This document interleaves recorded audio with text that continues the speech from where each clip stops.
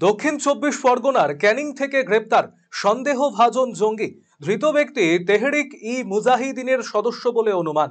সরকারি আইনজীবী বিকাশ চন্দ্র দাস জানিয়েছেন, ধৃতের কাছ থেকে নিষিদ্ধ জঙ্গি সংগঠনের বেশ কিছু কাগজ উদ্ধার করা হয়েছে। কাশ্মীর পুলিশ এবং রাজ্যের পুলিশের যৌথ অভিযানে ধরা পড়ে জাভেদ আহমেদ মুন্সি।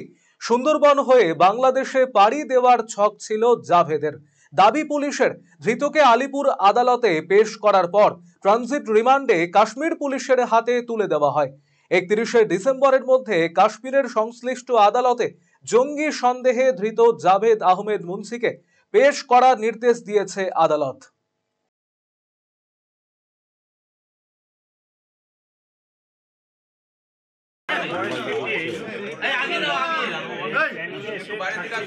আর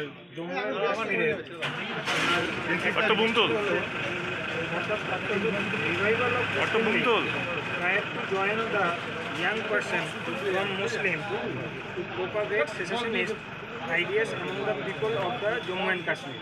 এনার কাছ থেকে আপনার কিছু বই, ওদের যে মোশাররফ আলম গ্রুপের কিছু বই, সিডি, নিষিদ্ধ যে সেভারাল ডকুমেন্টসের একটা প্লাস্টিকের খাম পাওয়া গেছিল।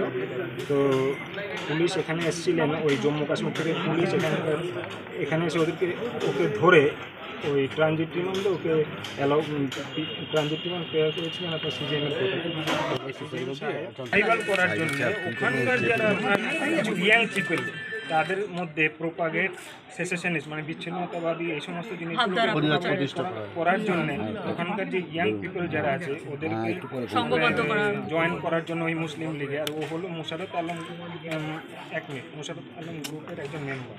তো ওখানে বিভিন্ন এই আপনার অ্যাক্টিভিটিসের সঙ্গে, আনলফুল অ্যাক্টিভিটিসের সঙ্গে উনি জড়িত বলে ওনাকে আপনার ইউএপিএ ওই একটা 10 এবং 13 ধারায় ওনার বিরুদ্ধে একটা এফআইআর করা হয়েছে আপনার সাইড শ্রীনগর।